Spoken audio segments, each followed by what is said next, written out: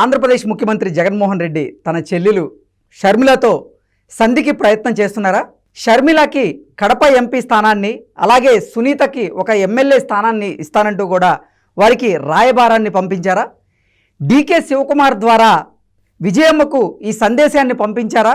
విజయమ్మ తన మనబడి వివాహం తర్వాత ఈ అంశాల గురించి చర్చిద్దాం అని జగన్మోహన్ రెడ్డికి తిరిగి మళ్ళీ సందేహం పంపించారా అంటే అవునని సమాధానం ఇస్తున్నారు కొంతమంది రాజకీయ విశ్లేషకులు.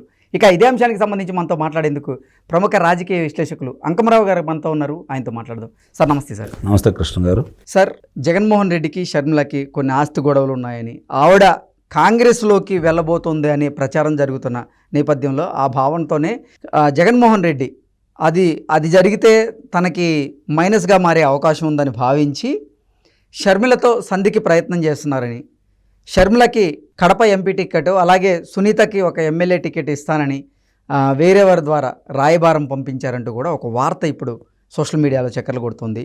డీకే శివకుమార్ ద్వారా విజయమ్మకు సందేశం పంపించారని, విజయమ్మేమో తన మనవడి వివాహం తర్వాత దీని గురించి ఆలోచిద్దామంటూ కూడా తిరిగి రిప్లై ఇచ్చారంటూ కూడా ఒక వార్త ఇప్పుడు సోషల్ మీడియాలో చక్కర్లు కొడుతున్న నేపథ్యంలో ఏంటి సార్ ఈ వార్తలో వాస్తవం ఉందా అంటే ఏం చెప్తారు?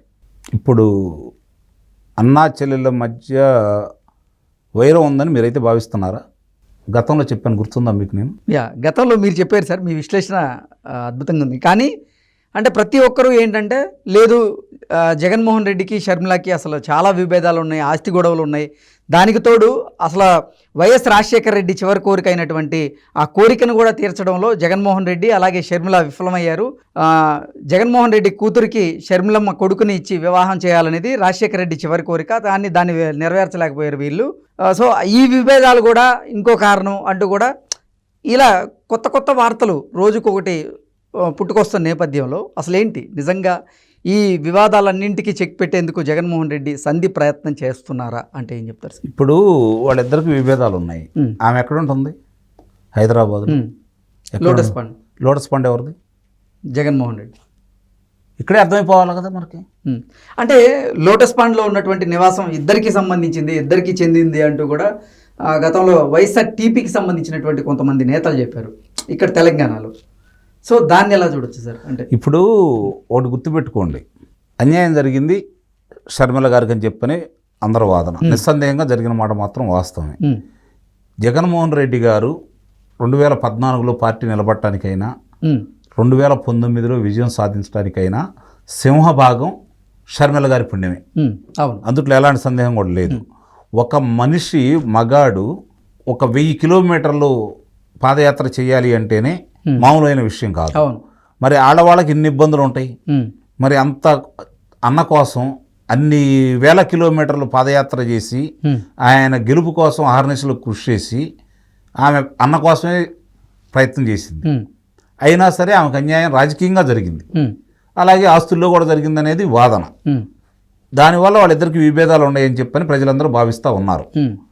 రాజకీయ నాయకులు, కొంతమంది విశ్లేషకులు దానికి ఆజ్యం పోసేసి నిజమే అని చెప్పని ఇంకేముంది వాళ్ళిద్దరి మధ్య పచ్చగడ్డి వేస్తే బొగ్గుమంటది, ఒకళ్ళొకళ్ళు ఎదుర్కొని పెడితే వాళ్ళ చూపులకి ఒకరికొకరు భస్మీపట్లం అయిపోతారన్న విధంగా దాన్ని ఎగదూసుకుంటూ మాట్లాడుతూనే ఉన్నారు. నేను అనేది ఏంటంటే అన్యాయం జరిగింది షర్మిల గారికి, అన్యాయం జరిగింది రాజశేఖర రెడ్డి గారి సతీమణి విజయమ్మ గారు, జగన్మోహన్ రెడ్డి గారి తల్లి గారు. అన్యాయం అయిపోయింది వివేకానంద రెడ్డి గారి కుమార్తె సోయానా, జగన్మోహన్ రెడ్డి గారి బాబాయ్ అంటే సునీత గారు, సోయానా ఆయన చెల్లెలు గారు.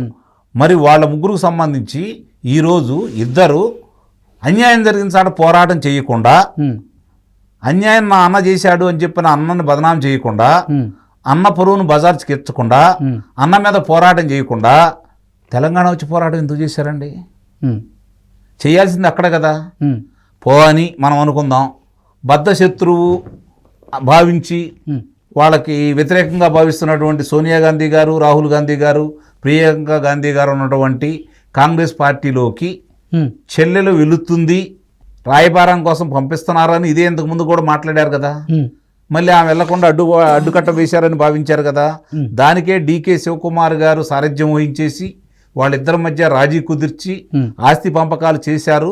త్వరలో ఇక్కడికి రాబోతుంది, కర్ణాటక నుంచి రాజ్యసభ ఇవ్వబోతున్నారు, లేకపోతే ఆమె కోరిన సీట్లు ఇచ్చేసి ఆమెకి మంచి పదవి ఇస్తారు కాంగ్రెస్ పార్టీలో అని చెప్పని కూడా ప్రచారం చేశారు.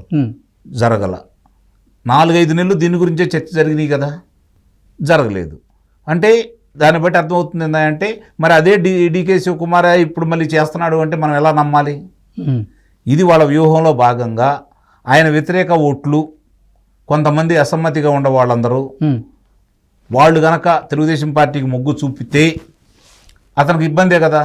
ఇప్పుడు అతను ఏమనుకుంటాడంటే సహజంగా రాజకీయాలు తెలిసినవాడు, రాజకీయం చేసేవాడు, రాజకీయ దురంధరుడు ఏ విధంగా ఆలోచిస్తాడు అంటే నిస్సందేహంగా నా చెల్లెలు ఎక్కడికి వచ్చి పార్టీ పెట్టాలా లేకపోతే కాంగ్రెస్ పార్టీలో చేరాలి, చేరిన తర్వాత ఆమె నా వ్యతిరేక ఓట్లు, నా తండ్రి గారి పేరు మీద నాకు వచ్చిన ఓట్లు, నా తండ్రి గారి మీద అభిమానంతో నాకు వచ్చిన ఓట్లు, సోనియా గాంధీ గారిని ఎదిరించారని చెప్పి నాకు వచ్చిన ఓట్లు ఇప్పుడు నా చెల్లెల పక్షాన వెళ్తే తెలుగుదేశం పార్టీ పక్షాన వెళ్లకుండా నాకు మేలే కదా అని చెప్పని ఆయనే దగ్గరుండి కాంగ్రెస్ పార్టీలో చేర్పించి ఉండేవాడు.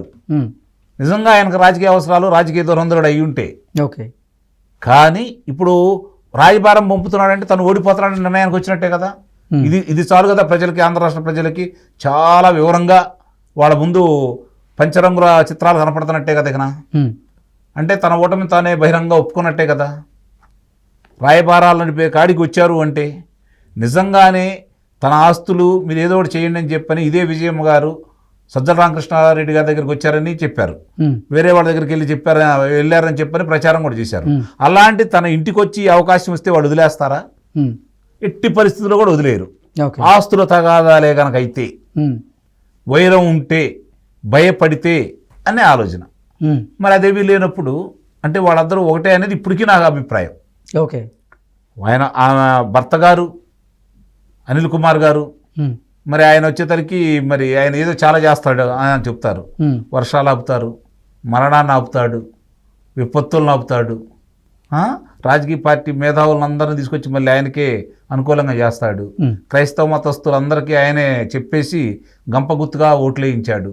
ఈరోజున వ్యతిరేకంగా జగన్మోహన్ రెడ్డి గారికి వ్యతిరేకంగా ఏమైనా కూటములు కడుతున్నాడా? ఏమీ చేయట్లేదు కదా. మరి అన్నప్పుడు వ్యతిరేకంగానే మనం ఎలా భావించాలి? వాళ్ళిద్దరి మధ్య వ్యతిరేకత ఉందని చెప్పి మనం ఎలా భావించాలి? ఇది కదా ప్రజలు గమనిస్తూనే ఉన్నారు. తెలియకుండా ప్రజలు ఇది ఎందుకు చేసుకుంటున్నారని చెప్పి సజ్జల రామకృష్ణారెడ్డి గారు మాట్లాడతారు, వాళ్ళ రామకృష్ణారెడ్డి గారు వచ్చి కలిసిపోతూ ఉంటారు, ఇంకోళ్ళు మాట్లాడుతూ ఉంటారు, ఇంకో నాయకుడు వచ్చి కలిసిపోతూ ఉంటారు. మా రాజశేఖర రెడ్డి గారి బిడ్డ అంటారు, మా రాజశేఖర రెడ్డి గారి అబ్బాయి అంటారు. మరి అటు ఇటు వాళ్ళే కదా ఉంటుంది. కాబట్టి ఇవన్నీ ప్రజల్ని నమ్మించడం కోసం, మళ్ళీ ఇంకోసారి మోసం చేయడం కోసం, తన యొక్క ఇప్పుడు చూస్తున్నటువంటి పరిపాలన మీద వ్యతిరేకత ఉంది కాబట్టి దీన్ని దృష్టి మలిచి పక్కదారికి వెళ్ళడం కోసం ఎన్నికల దాకా ఇలాంటి పరిణామాలు జరుగుతాయి అనేది నేను భావిస్తున్నాను. ఇప్పటికీ అప్పటికీ ఎప్పటికీ వాళ్ళందరూ ఒకటే, ప్రజల్నే మభ్య పెడుతున్నారు అనేది చాలా స్పష్టంగా అర్థమైపోతుంది. ఇక రాజకీయంగా మీరన్నట్టు ఆమెకి కడప ఎంపీగా ఇచ్చేసి ఈమెకి శాసనసభ్యులుగా ఇచ్చారు అంటే తెలుగుదేశం పార్టీకి వాళ్ళు పాలే కాదు ఇంకా చాలా చేసినట్టే. ఓకే. ఎందుకంటే ఇప్పుడు దాకా ప్రజలకున్న అనుమానాలన్నీ నిజమని ఒప్పుకున్నట్టే కదా. ఓకే. పటాపంచలు అవుతాయి, పటాపంచలు అయిపోతాయి. అంత పిచ్చి పని చేస్తాడని అయితే నేను అంతే అనుకోను. కానీ ఇవన్నీ ఊహాగానాలు అయితే నేనైతే కొట్టిపడేస్తున్నాను. Okay. Okay sir, thank you so much.